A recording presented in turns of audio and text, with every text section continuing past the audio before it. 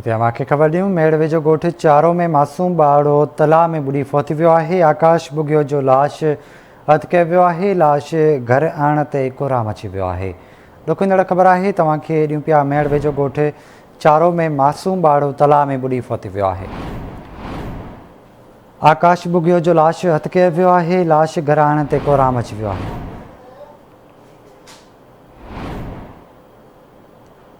तव्हांखे मेड़ मां ख़बर ॾियूं पिया ॻोठ चारो में मासूम ॿारड़ो तलाउ में ॿुॾी फौत वियो आहे।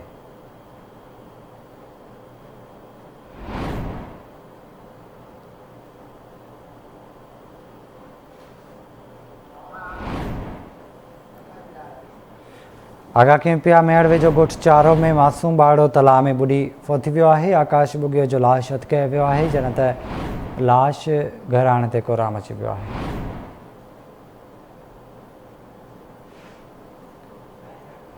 राब्तो कयो आहे मेड़ में मंज़ूर मैसर सां। मंज़ूर आगाह कजो छा तफ़सील आहिनि? जी मां तव्हांखे ॿुधाईंदो आहियां त मेहड़ भरिसां ॻोठ चारो आहे जिते 7 सालनि जो मासूम ॿारड़ो आकाश जेको ॻोठ भरिसां तलाउ ते रांदि खेॾी रहियो हो। पेर टेकण खां पोइ मासूम ॿारड़ो तलाउ में ॿुॾी फौत थियो आहे जंहिंजो लाश कढियो वियो आहे। जॾहिं त लाश जी खानगी करण तस्दीक खां बाद ॻोठ पहुचण ते घर में कोराम अची वियो आहे ऐं मासूम ॿारड़ो पाणी में रांदि कंदे पेर टेकण खां पोइ ॿुॾी फौत थी आहे। जी ठीकु आहे मंज़ूर, वॾी महिरबानी अमान जी तफ़सील खां करण लाइ।